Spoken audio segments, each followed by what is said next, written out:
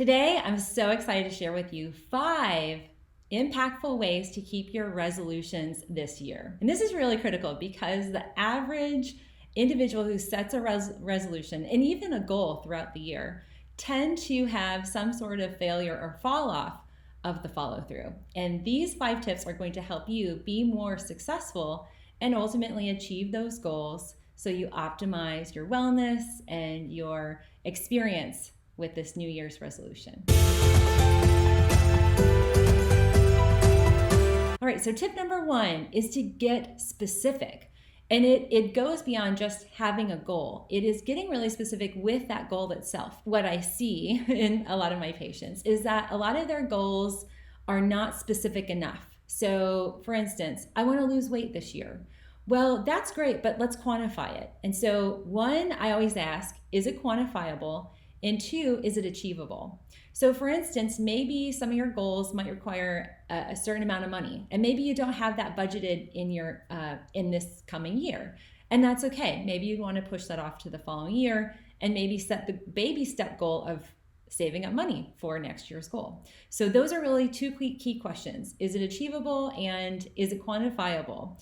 And when we are focusing on quantifiable goals, it's really, really important to zero in on specifics. For instance, losing weight versus I want to lose 10 pounds. I want to lose 4 inches in my waist.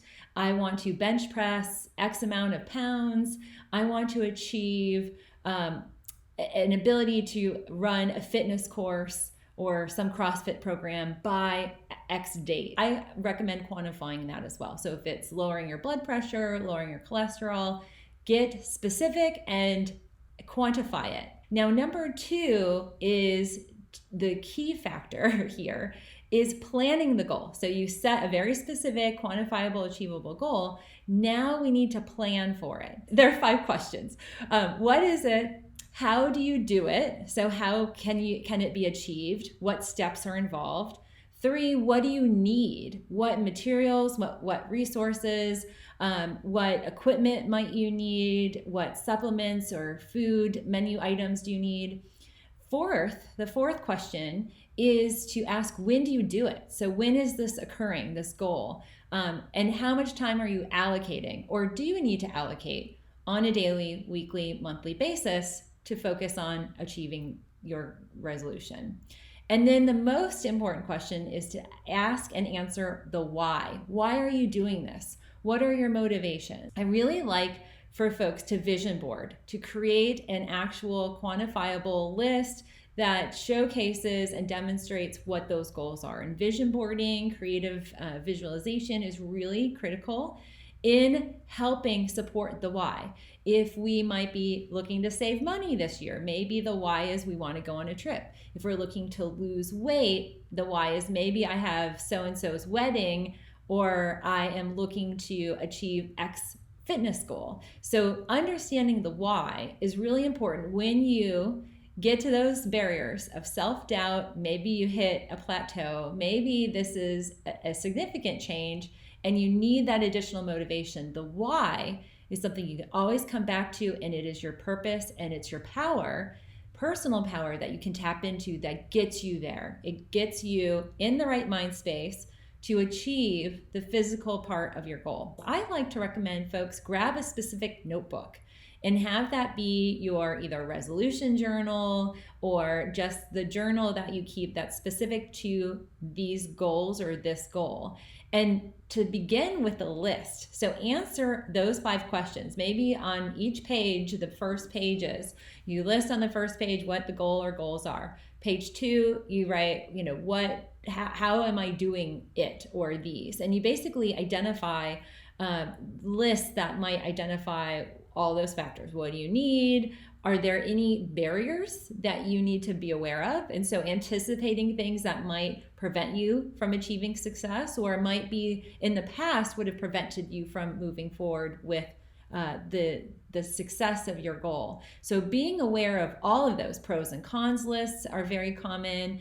I'll have them even identify budgets for some of those goals. And some fitness goals do require additional expenses and additional time. And so all of that is really critical to be aware of, to identify, to chart out, and to list. So planning, honestly, preparation and planning is really critical, but really zeroing in on the why. The why are you doing this? Maybe it's for your kids. You want to be healthy, so you're around to see your kids grow up, your grandkids, to optimize retirement, whatever it is.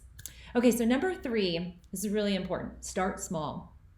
I have found that when my patients, and even myself, when I have set New Year's resolutions or any type of life goal, and it's drastic, it's really big, in some cases, it's so overwhelming that I don't get started. And with a lot of my patients, their health and fitness related goals can be so drastic. Unfortunately, there can be deprivation. Sometimes it's caloric deprivation, sometimes it's sleep deprivation, sometimes it is muscular, just the state of their muscles are not ready yet. So start small. Slow and steady wins this race. So the turtle and the hare, I've read that story to Gabriel 1,000 times, my 6-year-old son.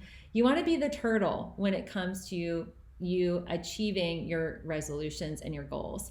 The key here, turtles, slow and steady equals sustainability. It becomes habitual. And what we see is that when you create these changes and you are looking at achieving your goals and you track them and you get really zeroed in on that focus, and you're doing this every day, when you get to the 28 days, you've now created a habitual lifestyle change. And the habituality is sustainable. It allows you to continue to move forward and achieve those goals. And ultimately, you'll have greater success. So start small. And also, if you need to, break it out into sizable sections. Okay, number 4 is really critical. We need daily reminders. We need daily reminders of why we're doing this. So going back to the goal planning, why? What's your why? And sometimes it's as simple as putting on, I love Post-it notes, friends. I love Post-it notes. So make sure you put Post-it notes on your list of items to grab this season, because you can use Post-it notes in really impactful ways as daily reminders. I have found that when I recommend to patients, when they write the goal or the activity or the task that they have on their resolution list, that if they post it on the mirror where they brush their teeth in the morning and the evening, they post it in their car, dashboard's really impactful. And they also put it on their computer and laptop or whatever workspace they have. That becomes really great because you're constantly looking at that. When you're brushing your teeth, you can now go into a meditative kind of goal-focused state where you're focused on, okay, what's my why? I'm doing this for X, Y, and Z. I need to do X, Y, and Z. And it's on your mind. First thing when you wake up, it's on your mind, the last thing on your mind before you go to bed. That really helps incorporate that focus. So Post-its are great to use. Phone apps are great, as well as vision boards. So use the vision boards. You can post those at work, and also consider journaling. Journaling can be very impactful. I love the 5-minute daily journal that tends to be gratitude oriented, but it also allows you to notate the goals that you achieved and tasks that you did to achieve those goals. And 5, last and final, is set realistic expectations for yourself. This becomes really impactful when we are looking at some of these big lifestyle changes. If you have never worked out or you haven't trained for a marathon before, or whatever that goal might be, and it's new, I want you to make sure you give yourself daily grace. It's okay if you didn't hit X, Y, and Z reps. It's okay if you didn't achieve all of the micronutrient density, or you skipped a keto day, or whatever it might be.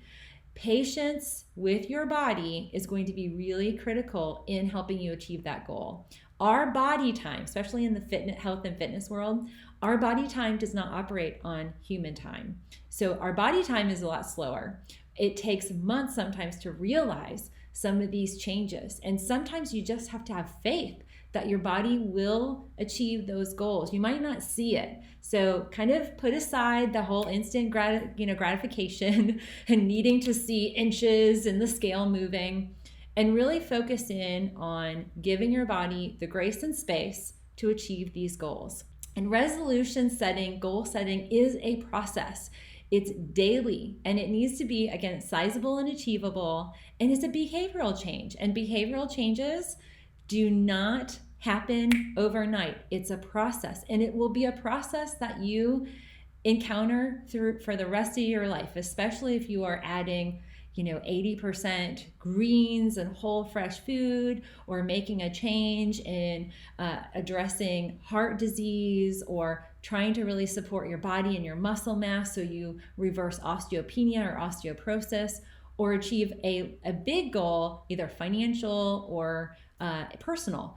Just know, slow and steady wins the race. Have faith in your body and give yourself grace. So those are my 5 tips.